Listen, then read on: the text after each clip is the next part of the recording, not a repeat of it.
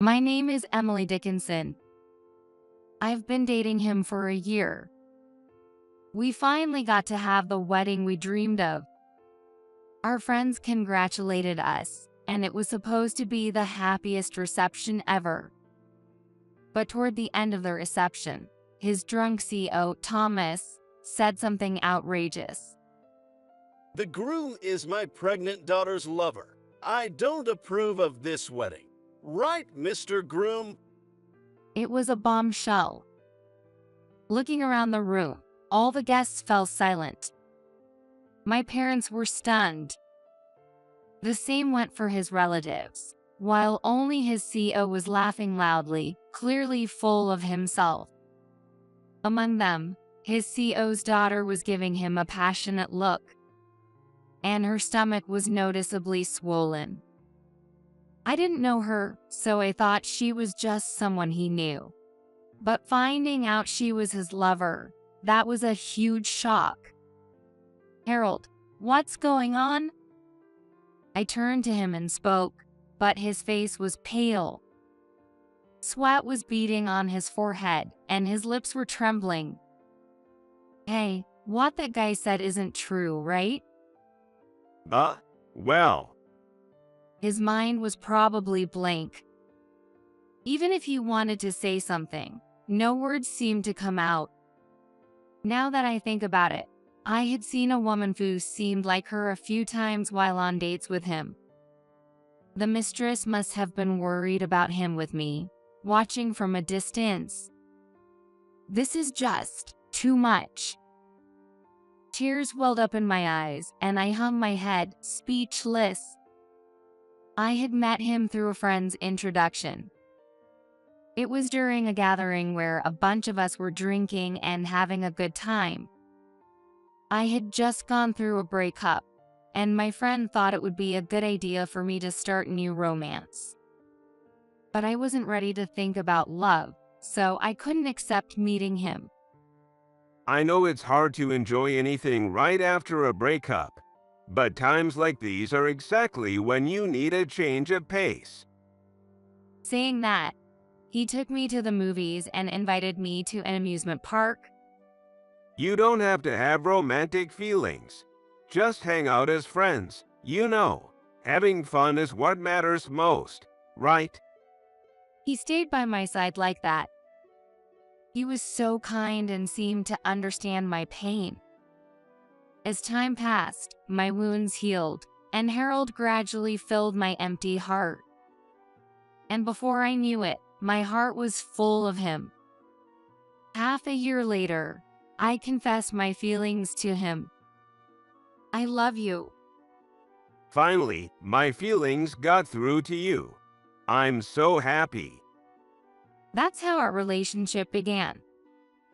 I found myself more and more attracted to his sincerity, and I fell deeper in love with him. It was on a summer night when he proposed to me. While watching the big fireworks bloom in the sky, he presented a ring. Will you marry me? I want you by my side forever. It was on our first anniversary of our first date. Am I the one for you? Of course, it has to be you, Emily. It was the perfect setting. A proposal every woman dreams of. I couldn't say anything but yes to someone who proposed so wonderfully. I'm so happy. I want to be with you forever too. When he came to my house to ask for my hand in marriage, he stood tall, looking my parents straight in the eye. Please let me marry her. My parents looked happy, but my mom asked why he chose me. He said without hesitation, I love everything about Emily. Her smile, her kindness, her compassion. I can't thank you enough for raising such an amazing woman. Looking back now, it was like he had memorized it straight out of a textbook. Preparing for the wedding was tough, but the thought of marrying him made me so happy that I convinced myself it was okay, even though he was too busy to come with me to choose the venue. My friend said it was strange that he wouldn't come along for a once-in-a-lifetime wedding. But I trusted him.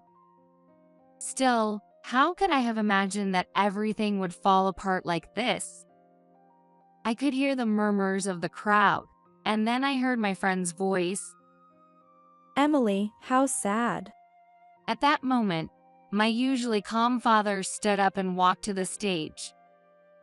Emily, Dad, that's enough. It's over. I'm sorry. My father took my hand and helped me up. What is it? Are you trying to justify yourself? If you have an excuse, you should tell Thomas, your drunk CEO, instead, especially since you're in a relationship with his daughter. My father glared at him, his face filled with rage. Then he spoke loudly. Thomas, I'm canceling all the $10 million deal with your company. What? Thomas, who had been laughing loudly, suddenly froze. President Dickinson, please don't. If you do that, my company will go bankrupt. Shut up. That's not my problem. I'm sorry. I beg your pardon. Please. Harold knelt down on the spot to apologize, but my father's anger was far from subsiding. You are no longer eligible to be my son-in-law. Consider this engagement canceled. I won't let a man like you marry my precious daughter. Please, please, I'm begging you. Emily, please stop your father. I'm begging you. Shut up. Don't address my daughter so casually. Emily, let's go. Okay. My father took my hand, and our family left the venue, returning home in silence. But even after we got home, I was too shocked to say anything. My parents seemed equally lost for words. When I went to my room, I overheard my parents talking. This is unbelievable. He was having an affair with the CEO's daughter. Yeah, it really is. That CEO knew Harold and his daughter were involved, so why did he push for Emily to marry him? Who knows?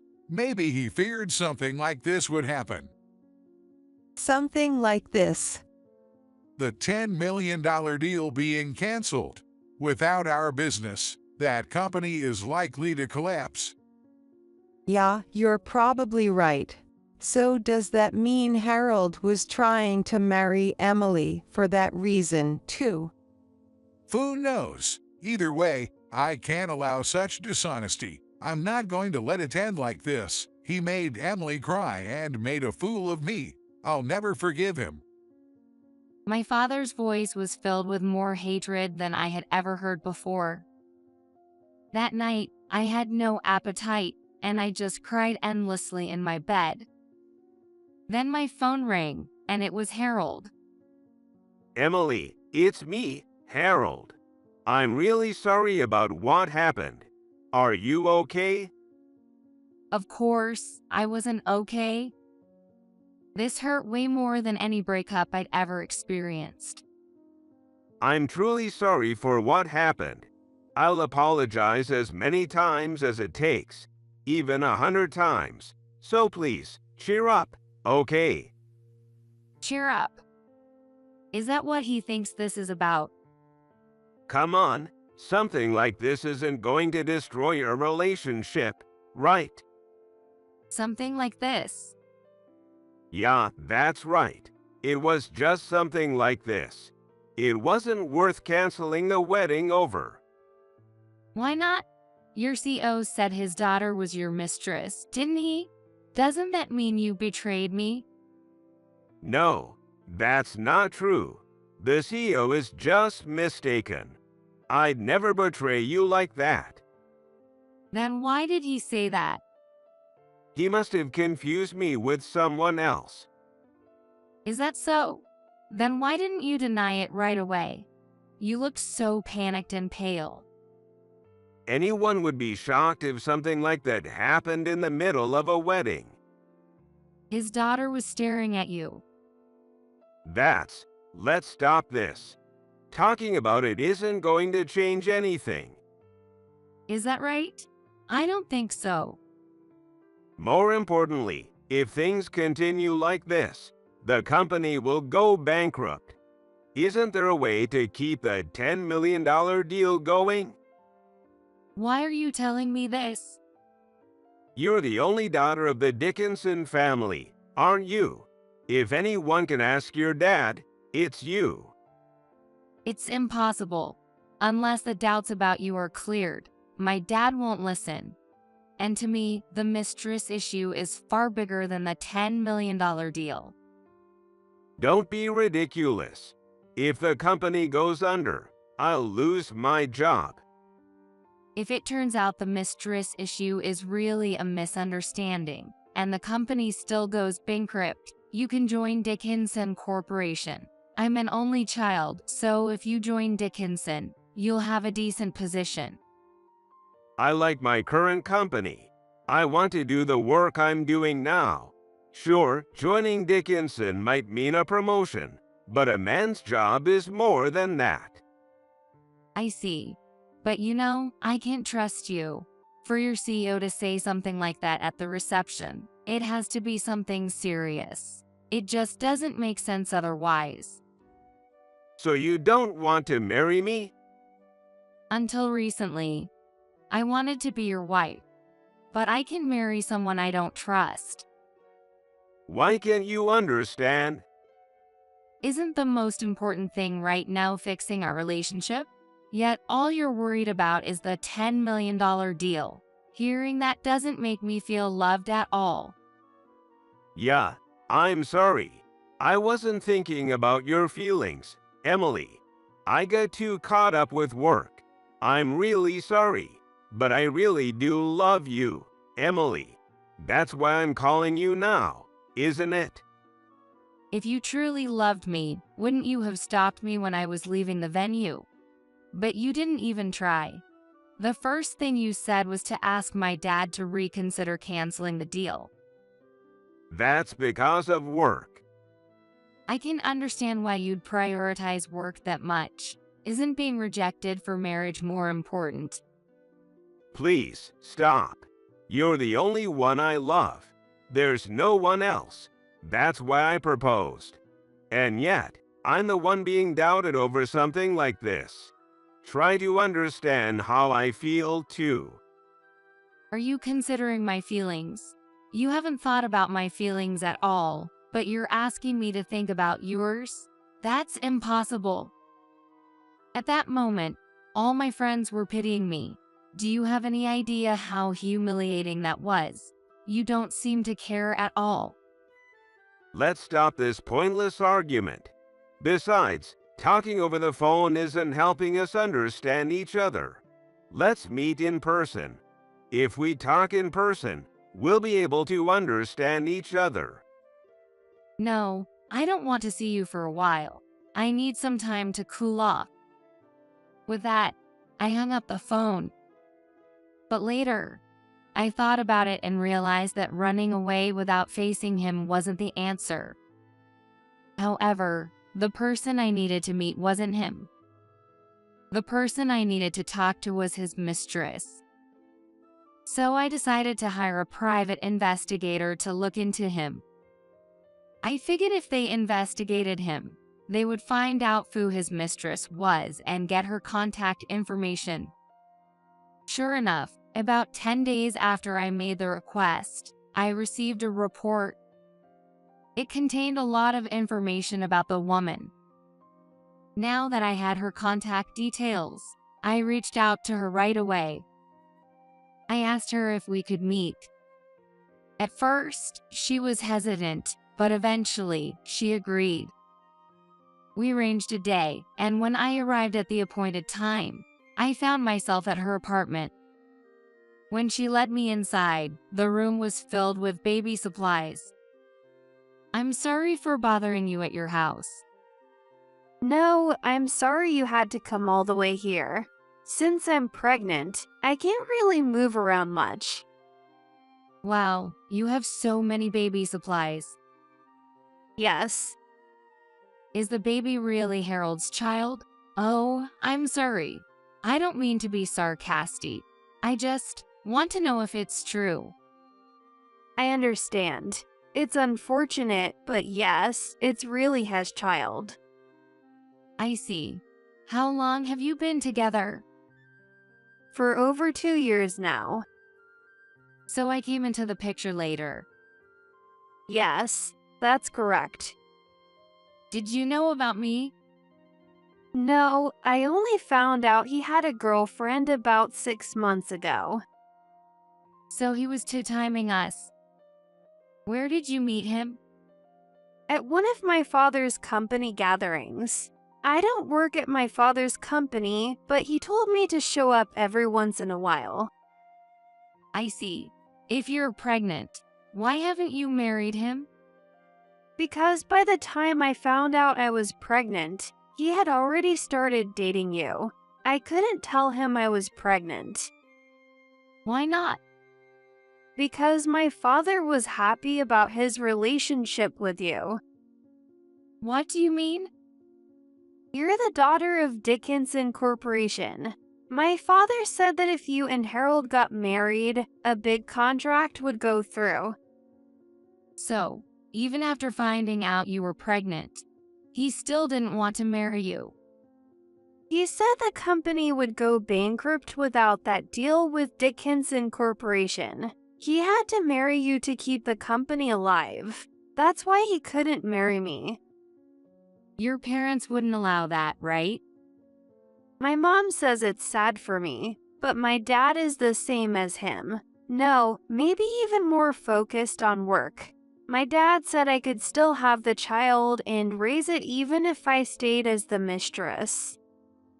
And since the $10 million deal would be lost, I was told to give up on him. So you thought it was okay to just stay as the mistress? I'm sorry. It was the only option I had. That's so unfair to the baby. Of course, I cried and said I didn't want that. I wanted to marry him, and the baby needs a father, but my dad wouldn't allow it. On the contrary, he even told him to keep me as his mistress and make sure to successfully marry Emily, no matter what. He said it was a big project. How awful. So, in other words, Harold chose to marry me, not because of love, but because of the work-related benefits it would bring, just for the deal and to keep the company going? I think so. Still, there was a time when he leaned towards marrying me despite everything. He even brought it up to my dad. Then why didn't it happen? My dad said that if he insisted on marrying me, he'd fire him. That's terrible. He said that if he wanted to continue seeing me, he should deceive you well enough. If he went that far, then why did your father say what he did at the reception? I don't know either. Maybe deep down, he really wanted us to get married. But he was thinking about the company and told me to stay as the mistress. Perhaps he lost control after drinking too much. It's all just speculation, though. I see.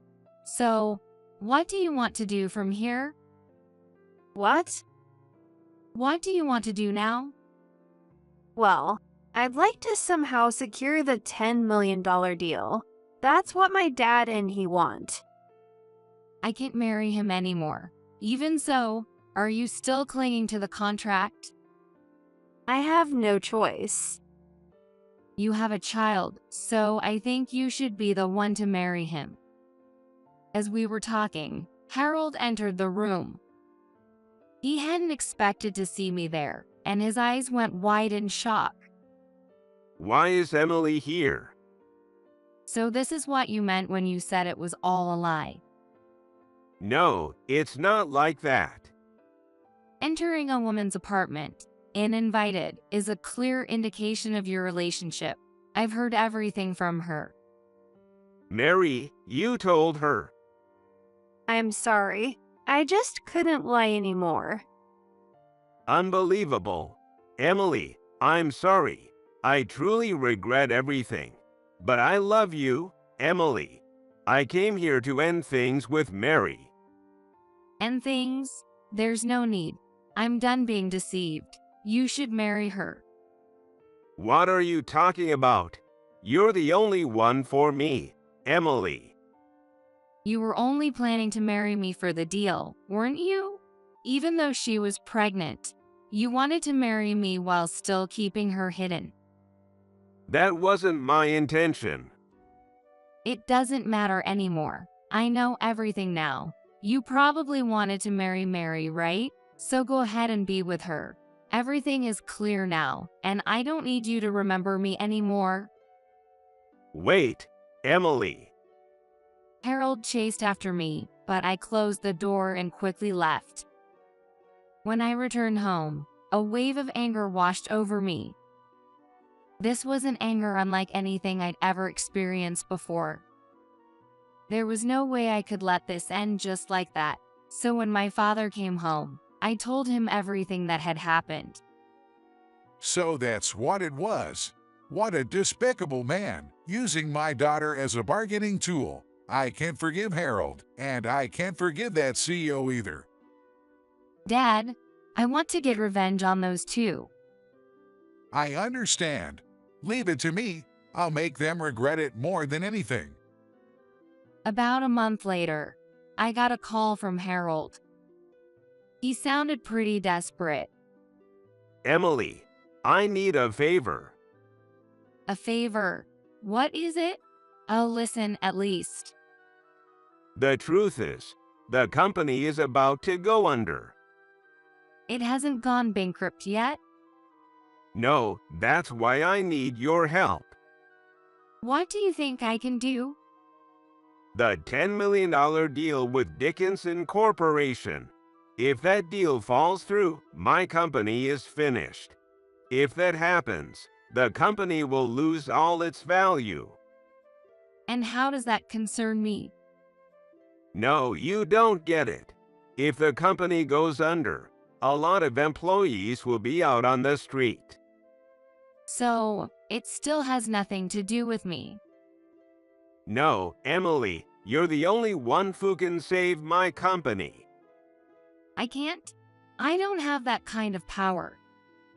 Please, talk to your father, the president of Dickinson Corporation. Why should I? Do I owe you all that? And by the way, what's happening with your marriage to Mary? Make sure to invite me to the wedding. I'll come as the representative of the women you deceived. I haven't married Mary yet. Well, if you keep dragging your feet, she'll give birth before you know it. The CEO keeps telling me I have to marry you no matter what. If I can't do that and the deal doesn't happen, he said he'll fire me. That sounds tough. Then why not just marry her, even if it means getting fired? That's why I need to secure the deal with Dickinson Corporation to get married. That's not my responsibility. You're the only one I can ask, Emily. Talk to my father directly. Of course I talked to him. I even apologized and begged for forgiveness. But it was no use. He wouldn't listen at all. Well, that's understandable. After what happened, my dad was furious. This isn't something that can be forgiven just by asking. Why don't you bring your CO with you? You haven't tried that yet, right? Expecting you to handle it alone is wrong. After all, it was the CO who started this whole mess. All right, I'll ask him. If I do that, will you at least listen to us? You won't know until you try. Just thinking about it won't help. Yeah. That night, Harold showed up at our house with his CO. The CO, on his part, seemed to think this wasn't something that required his presence, and he couldn't hide his annoyed expression. Please, I'm begging you. Can't we just put this behind us? Harold is a capable worker and a determined man. If you could move forward with the engagement and join hands with our company, we would be most grateful. Do you really think that's possible? Even if I were to let my precious daughter marry a man who betrayed her, there'd be no benefit for us. But if things stay as they are, our company will go bankrupt. I can forgive what you all did. Whether you go bankrupt or not, that's none of my concern. Please, save the employees. Don't help us. Help the innocent employees who know nothing of this. I see. So you want me to save the employees? Yes, if things stay like this, the employees will be left out in the cold. They've all worked hard for the company. We can't abandon them. I understand. That is indeed unfortunate. Then I'll buy your company. What? And if I make it a subsidiary of our company, the employees will be saved, right? But our company has grown rapidly, so we can't sell for just any price. What are you talking about? You're practically bankrupt. There isn't a company out there that would buy you for a high price. Yet here I am, willing to buy it. Okay, how about $30 million then? Do you think I'm saying this without knowing anything? Your company's stock has plummeted. There's no way I'd buy it for $30 million. And let's not forget, this situation is of your own making. That's true, but Restoring trust and breathing life back into the company is going to be tough. Even factoring in working capital, $1 million is about as much as it's worth. With that, you should be able to live out the rest of your life. that's way too low. Oh, then just let the company go bankrupt. I'm fine with that. Okay. Please, $1 million it is. Good. I'll have the contract drawn up tomorrow, so come by the office. Yes. All right, you can leave now. The CEO slumped his shoulders and left the house, but Harold stayed behind, looking like he wanted to say something. What is it? Sir, you'll look after the employees, right? Yes, that's correct. Does that include me? Are you an employee? Yes, that's right. Oh, I thought you held a position. Well, fine. You can stay with the company. Thank you so much. Harold bowed deeply, clearly overjoyed, but he had no idea this was part of my father's plan.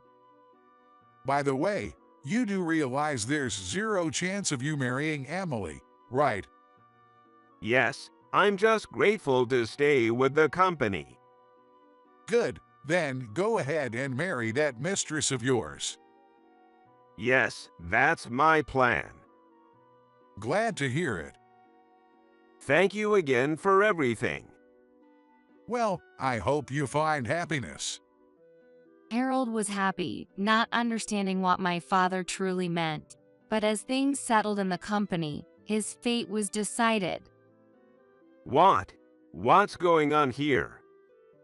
A shocked Harold went straight to the CEO, my dad, to confront him. Sir, I was considered promising for the future. That's why I got promoted to assistant manager at such a young age. So why am I being demoted to a regular employee all of a sudden? Listen, you had a fiancée, and yet you had a mistress. And on top of that, you got her pregnant. This has become quite the rumor in the company. It's only natural you'd face some consequences, don't you think? But still, isn't this too much? If you're not happy with this decision, you're free to quit anytime. Of course, if you resign, your severance pay will be significantly reduced, but that's your choice. I understand.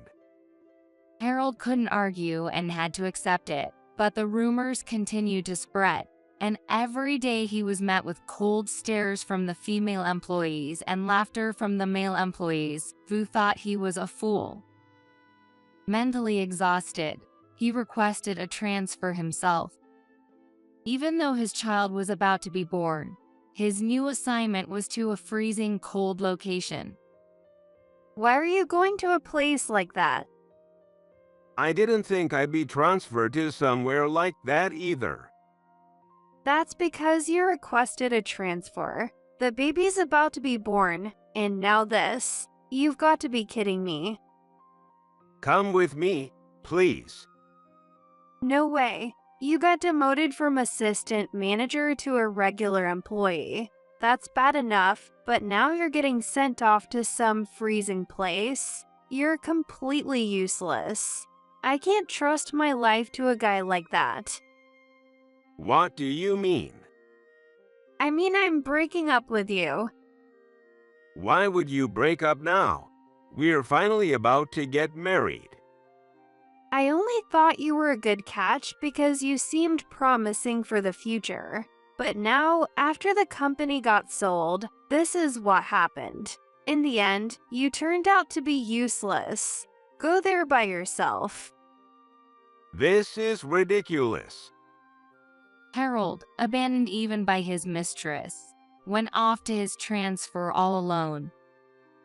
As for Thomas, he now lives with his family, but both his wife and daughter treat him coldly, and it seems he doesn't feel like he's really living. He tried to get close to the child that was born, but even his grandchild wouldn't give him the time of day. He regrets not simply allowing his daughter to marry honestly instead of hatching such a ridiculous plan, but it's too late now. As for Harold, he was working alone in the freezing location, finding the solitude unbearable. The life where he couldn't talk to anyone shredded the pride he once had, when he was considered promising. In the end, unable to endure that kind of life, he decided it'd be better to go back home and quit the company. However, what awaited him was the harsh reality of being unemployed with no income. Though he managed to find an apartment as soon as he resigned, word went out to various companies warning against hiring him, so no one would take him in. Especially companies in the same industry. They wouldn't hire him under any circumstances, and he had to live off day labor. He contacted me the other day, expressing regret for everything that happened. He said he wanted to start over from scratch, but his lazy approach, reaching out to an ex just because he was struggling, angered me, so I introduced him to a lovely woman. She's a very devoted friend of mine, the type to hold tight to a man once she decides he's her partner. But for a cheater like him, she's probably just right. As for me, I think I'll be keeping my distance from romance for a while. Having lost trust in men, I'm now focusing on my career.